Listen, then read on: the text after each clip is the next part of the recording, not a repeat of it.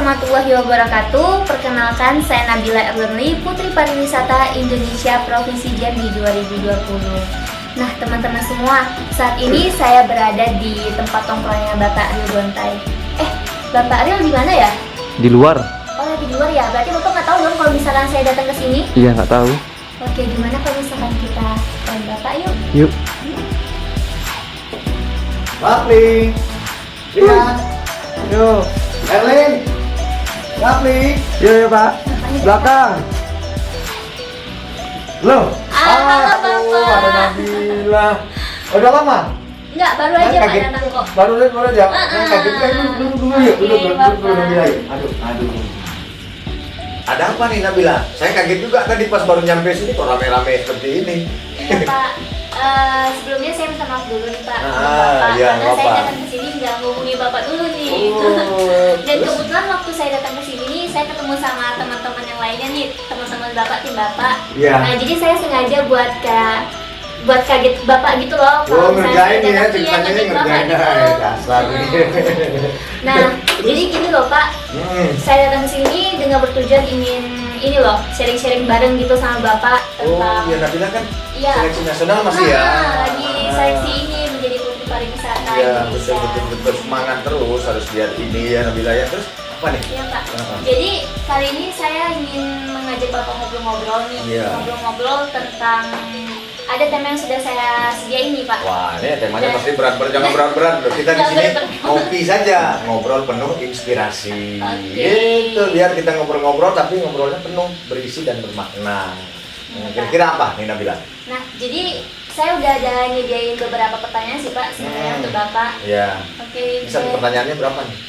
beberapa aja, cuma dikit kok. Oh iya, terus gimana? Oke, dulu Pak. Terima kasih.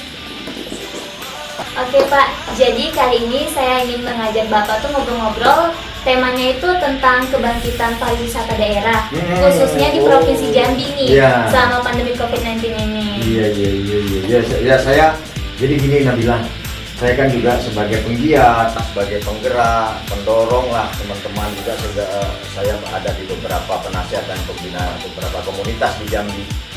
Prihatin sebenarnya terhadap pandemi atau wabah COVID ini, karena ini sangat berpengaruh sekali terhadap industri pariwisata. Teman-teman kita semua yang di destinasi-destinasi wisata, para penggiat kreatif juga pasti terdampak sangat luas dan luar biasa dengan adanya pandemi ini. Tapi kita kan harus tetap berpikir positif dengan semangat sembari atau sambil kita juga mematuhi aturan-aturan atau protokol kesehatan. Iya. Itu tadi, tapi kan udah tahu tuh Iya, protokol Pak, kesehatan. kesehatan.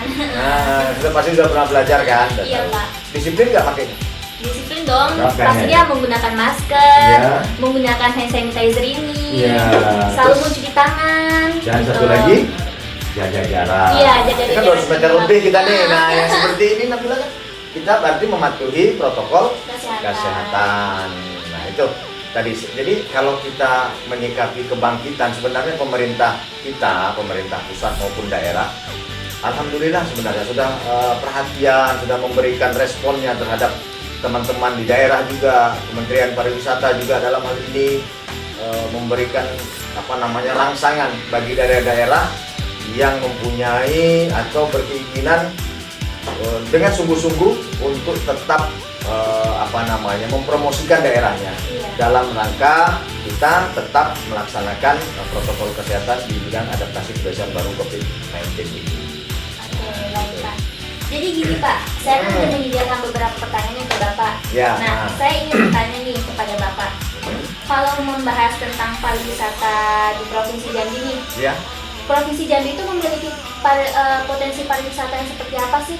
wah luar biasa kalau Jambi. Jambi itu kalau saya di komunitas, kita ada beberapa komunitas ya, ada komunitas Duta Seni Budaya Pariwisata. Kebetulan saya di sini juga sebagai pembina dan penasehat. Kemudian ada komunitas pencinta TPRI. Kebetulan saya juga di keanggotaan Badan Pelaksana Badan Promosi Pariwisata Daerah. Kami sering diskusi. Kadang-kadang kita bisa bikin diskusi virtual, Zoom meeting. Karena sekarang kan kita harus seperti itu untuk Iya. mengurangi tingkat kita ketemu atau keluar. Iya. Kan seperti itu. Nah, potensi pariwisata Jambi, kalau saya bilang Jambi ini kalau kita lihat peta Sumatera, unik. Jambi ini berada di tengah-tengah Pulau Sumatera. Iya, tengah Pulau Ya. Sumatera. Jadi kalau saya bilangnya dulu pesona di jantung Sumatera, itulah Jambi. Di bagian baratnya itu ada Gunung Kerinci. Nah, Gunung Kerinci ini adalah gunung api aktif. Itu tertinggi di Asia Tenggara ini. Iya. Itu tingginya 3.805. Itu daerah barat ya. Itu jadi titik api tertinggi di Asia Tenggara. Itu Nabila adanya di Jambi, di Indonesia di Jambi. Kemudian daerah timurnya, pesisirnya itu kan daerah pesisir laut pantai yang menghadap ke Singapura. Iya. Artinya ini segitiga antara Singapura, kemudian Kepulauan Riau. Luar biasa kekayaan kita kan, seperti itu, luar biasa. Provinsi Jambi juga pariwisatanya gitu ya, Oh, detail. tertinggi, terbesar. Apa tuh kalau Nabila tahu detailnya apa yuk? Kalau tertinggi itu Satu. Gunung Kerinci. Gunung Kerinci. Kalau terluas itu kawasan komplek Percandaian Muara Jambi. Iya betul. Lalu yang terpanjang itu Sungai Batanghari. Iya.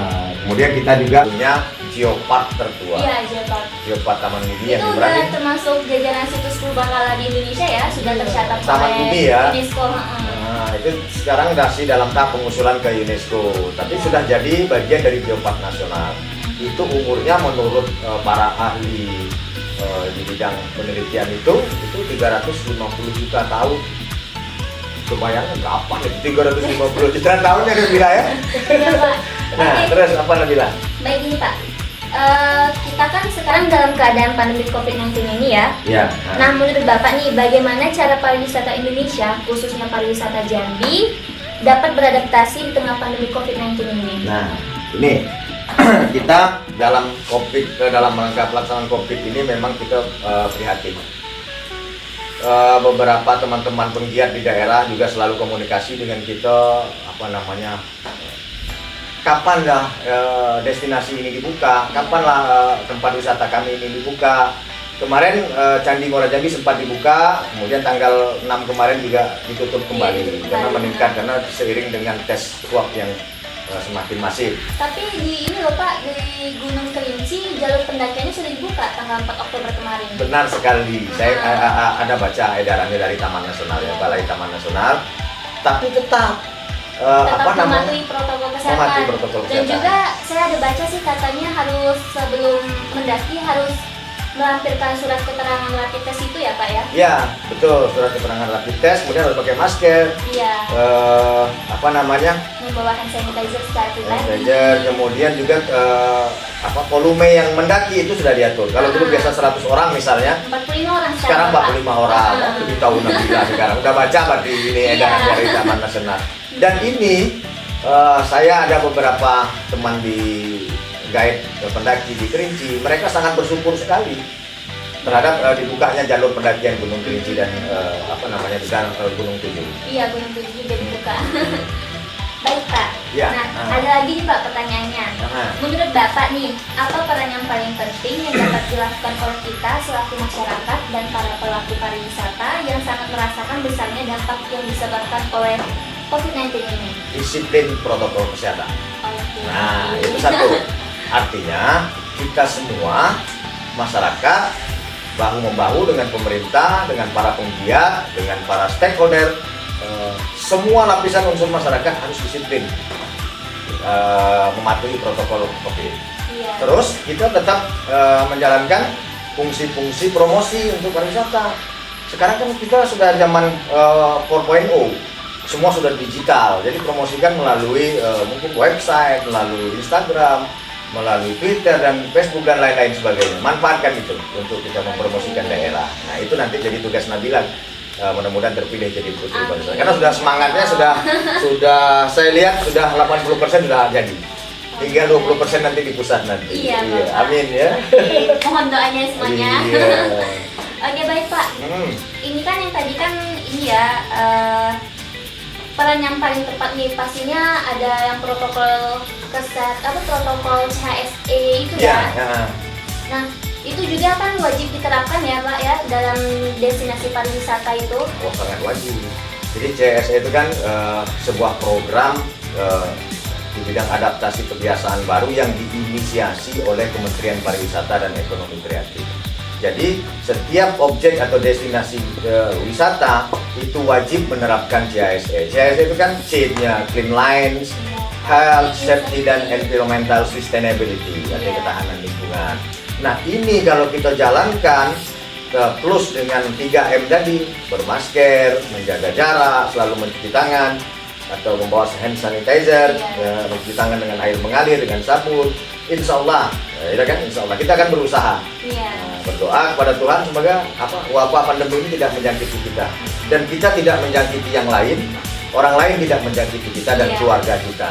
Nah inilah artinya perlu kebersamaan kita. Nanti peran Nabila sebagai putri pariwisata harus menjadi agen of change daripada perubahan karakter untuk menerapkan protokol kesehatan CISE. Siap kan? Siap dong. Nah itu. Oke baik Pak, yang terakhir nih. Yang terakhir ya, seperti yang kita ketahui, wabah pandemi COVID-19 ini kan berpengaruh besar ya bagi sektor industri pariwisata di Jambi. Nah, bagaimana stakeholder yang terkait, termasuk pelaku industri wisata dalam membangkitkan sektor wisata yang ada di Provinsi Jambi? Kalau di Jambi, alhamdulillah, saya kebetulan juga pernah menjadi pengurus daripada PARI juga. Jadi teman-teman hotel, teman-teman restoran sekarang sudah pada menerapkan protokol kesehatan dengan standar CISE tadi. Jadi setiap tamu-tamu yang masuk di hotel dan segala macam itu tetap harus malahan didata. Setelah didata, kemudian diukur suhu tubuh, kemudian wajib cuci tangan dan segala macam. Nanti kalau memang suhunya di atas 37, berapa, 3 atau 5 itu, nanti diulang lagi untuk pengukurannya. Kalau misalnya masih tinggi, nanti ini disarankan untuk diperiksa dan rekomendasi ke Satgas COVID. Dan ini sudah berjalan. Kemudian rapat-rapat yang dilakukan di hotel, yang MICE, ya meeting, insentif, convention, exhibition, itu di hotel sudah menerapkan protokol kesehatan. Sudah jaga jarak, kondisi yang rapat juga tidak boleh dari 30 orang, dan begitu juga restoran. Nah, mudah-mudahan kalau protokol kesehatan ini kita jalankan sama-sama, ekonomi teman-teman di stakeholder pariwisata, di industri pariwisata juga dapat tumbuh, walaupun mungkin belum maksimal ya. Kita sedih memang teman-teman kita, saudara-saudara kita yang ada di sekitaran destinasi pariwisata yang ikut jualan, kan pasti terdampak Nabila kan. Kalau kita lihat akhirnya ada yang PHK, ada yang beralih kegiatan, sedih kan kita kan. Itu. Baik Bapak, terima kasih nih Pak ya udah sharing-sharing bareng nih kita nih. Oh iya, Nabila, sebelum kita tutup ya Nabila, ya mungkin mau ada kegiatan lain juga, saya juga kebetulan ada janji juga nih. Saya mau tanya, proses seleksi Nabila sekarang udah sampai di mana nih? Kita sudah proses seleksi nasional nih, sudah sampai di mana nih sekarang? Oke, proses seleksi Nabila ya dalam pemilihan Putri Pariwisata Indonesia ini tanggal 14 Oktober nanti udah masuk karantina virtual yang ketiga. Dan kita juga sudah pemotretan gitu loh Pak. Tinggal berapa orang? Ini udah 30, sekarang tinggal 33 provinsi semuanya. Sudah mewakili satu-satu? Udah mewakili satu-satu provinsi Pak. Terus semangat, yakin, terus belajar, berkarya terus, gali terus ilmu. Siapapun orangnya pasti dia berilmu dan ambil nilai-nilai dan sisi positifnya. Saya yakin kalau ikhlas untuk berbuat, Nabila akan terpilih. Amin. Amin ya Allah. Baik Bapak, terima kasih ya Bapak ya. Ya, terima kasih. Oke teman-teman semuanya, terima kasih. Oh iya, ini sebentar. Tadi kan saya dikerjain. Dibuka channel YouTube-nya. Sekarang saya minta Nabila juga harus tanggung jawab nih nutupnya tadi. Baik. Ya kan gitu kan? Oke, jargonnya Bapaknya, Bapak Ariel Gontai. Baik teman-teman semua, sahabat Ariel Gontai dan sahabat Eljon. Nah, kali ini terima kasih banget nih buat teman-teman semua sudah menemani saya